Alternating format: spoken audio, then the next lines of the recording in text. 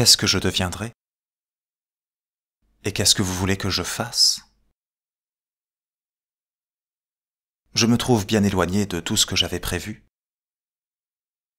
J'espérais que vous m'écririez de tous les endroits où vous passeriez, et que vos lettres seraient fort longues, que vous soutiendriez ma passion par l'espérance de vous revoir, qu'une entière confiance en votre fidélité me donnerait quelque sorte de repos, et que je demeurerais cependant dans un état assez supportable sans d'extrême douleur. J'avais même pensé à quelque faible projet de faire tous les efforts dont je serais capable pour me guérir, si je pouvais connaître bien certainement que vous m'eussiez tout à fait oublié. Votre éloignement, quelques mouvements de dévotion, la crainte de ruiner entièrement le reste de ma santé par tant de veille et par tant d'inquiétude, le peu d'apparence de votre retour, la froideur de votre passion et de vos derniers adieux, votre départ, fondé sur d'assez méchants prétextes, et mille autres raisons qui ne sont que trop bonnes et que trop inutiles, semblaient me promettre un secours assez assuré, s'il me devenait nécessaire. N'ayant enfin à combattre que contre moi-même, je ne pouvais jamais me défier de toutes mes faiblesses, ni appréhender tout ce que je souffre aujourd'hui. Hélas, que je suis à plaindre de ne partager pas mes douleurs avec vous, et d'être toute seule malheureuse. Cette pensée me tue, et je meurs de frayeur que vous n'ayez jamais été extrêmement sensible à tous nos plaisirs. Oui, je connais présentement la mauvaise foi de tous vos mouvements. Vous m'avez trahi toutes les fois que vous m'avez dit que vous étiez ravi d'être seul avec moi. Je ne dois qu'à mes importunités vos empressements et vos transports. Vous aviez fait de sang-froid un dessein de m'enflammer. Vous n'avez regardé ma passion que comme une victoire, et votre cœur n'en a jamais été profondément touché. N'êtes-vous pas bien malheureux? Et n'avez-vous pas bien peu de délicatesse de n'avoir su profiter qu'en cette manière de vos emportements? Et comment est-il possible qu'avec tant d'amour, je n'ai pu vous rendre tout à fait heureux? Je regrette pour l'amour de vous seulement les plaisirs infinis que vous avez perdus. Faut-il que vous n'ayez pas voulu en jouir? Ah, si vous les connaissiez, vous trouveriez sans doute qu'ils sont plus sensibles que celui de m'avoir abusé. Et vous auriez éprouvé qu'on est beaucoup plus heureux et qu'on sent quelque chose de bien plus touchant quand on aime violemment que lorsqu'on est aimé. Je ne sais ni ce que je suis, ni ce que je fais, ni ce que je désire. Je suis déchiré par 1000 mouvements contraires. Peut-on s'imaginer un état si déplorable? Je vous aime éperdument, et je vous ménage assez pour n'oser peut-être souhaiter que vous soyez agité des mêmes transports. Je me tuerais, ou je mourrais de douleur sans me tuer, si j'étais assuré que vous n'avez jamais aucun repos, que votre vie n'est que trouble et qu'agitation, que vous pleurez sans cesse, et que tout vous est odieux. Je ne puis suffire à mes maux. Comment pourrais-je supporter la douleur que me donneraient les vôtres, qui me seraient 1000 fois plus sensible? Cependant, je ne puis aussi me résoudre à désirer que vous ne pensiez point à moi.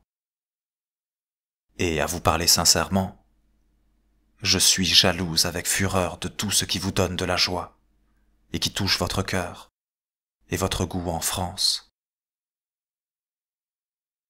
Je ne sais pourquoi je vous écris. Je vois bien que vous aurez seulement pitié de moi, et je ne veux point de votre pitié. J'ai bien du dépit contre moi-même quand je fais réflexion sur tout ce que je vous ai sacrifié. J'ai perdu ma réputation. Je me suis exposé à la fureur de mes parents, à la sévérité des lois de ce pays contre les religieuses, et à votre ingratitude, qui me paraît le plus grand de tous les malheurs. Cependant, je sens bien que mes remords ne sont pas véritables, que je voudrais du meilleur de mon cœur avoir couru pour l'amour de vous de plus grands dangers, et que j'ai un plaisir funeste d'avoir hasardé ma vie et mon honneur. Tout ce que j'ai de plus précieux ne devait-il pas être en votre disposition?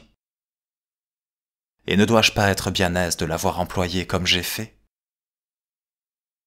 Il me semble même que je ne suis guère contente ni de mes douleurs, ni de l'excès de mon amour, quoique je ne puisse, hélas, me flatter assez pour être contente de vous. Je vis, infidèle que je suis, et je fais autant de choses pour conserver ma vie que pour la perdre. J'en meurs de honte. Mon désespoir n'est donc que dans mes lettres. Si je vous aimais autant que je vous l'ai dit 1000 fois, ne serais-je pas morte il y a longtemps? Je vous ai trompé. C'est à vous plaindre de moi. Hélas, pourquoi ne vous en plaignez-vous pas? Je vous ai vu partir. Je ne puis espérer de vous voir jamais de retour, et je respire cependant. Je vous ai trahi. Je vous en demande pardon. Mais ne me l'accordez pas. Traitez-moi sévèrement. Ne trouvez point que mes sentiments soient assez violents. Soyez plus difficile à contenter. Mandez-moi que vous voulez que je meure d'amour pour vous, et je vous conjure de me donner ce secours, afin que je surmonte la faiblesse de mon sexe et que je finisse toutes mes irrésolutions par un véritable désespoir. Une fin tragique vous obligerait sans doute à penser souvent à moi. Ma mémoire vous serait chère, et vous seriez, peut-être, sensiblement touché d'une mort extraordinaire. Ne vaut-elle pas mieux que l'état où vous m'avez réduite? Adieu. Je voudrais bien ne vous avoir jamais vu.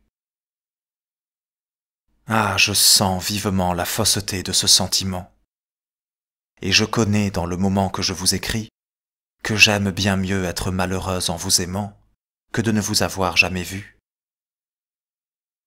Je consens donc sans murmure à ma mauvaise destinée, puisque vous n'avez pas voulu la rendre meilleure. Adieu.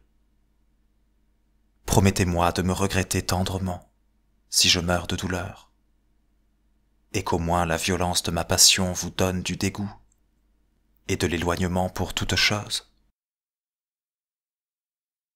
Cette consolation me suffira, et s'il faut que je vous abandonne pour toujours, je voudrais bien ne vous laisser pas à une autre. Ne seriez-vous pas bien cruel de vous servir de mon désespoir pour vous rendre plus aimable, et pour faire voir que vous avez donné la plus grande passion du monde? Adieu, encore une fois. Je vous écris des lettres trop longues. Je n'ai pas assez d'égard pour vous. Je vous en demande pardon. Et j'ose espérer que vous aurez quelque indulgence pour une pauvre insensée, qui ne l'était pas, comme vous savez, avant qu'elle vous aimât. Adieu. Il me semble que je vous parle trop souvent de l'état insupportable où je suis. Cependant, je vous remercie dans le fond de mon cœur du désespoir que vous me causez. Et je déteste la tranquillité où j'ai vécu avant que je vous connusse. Adieu. Ma passion augmente à chaque moment. Ah, que j'ai de choses à vous dire.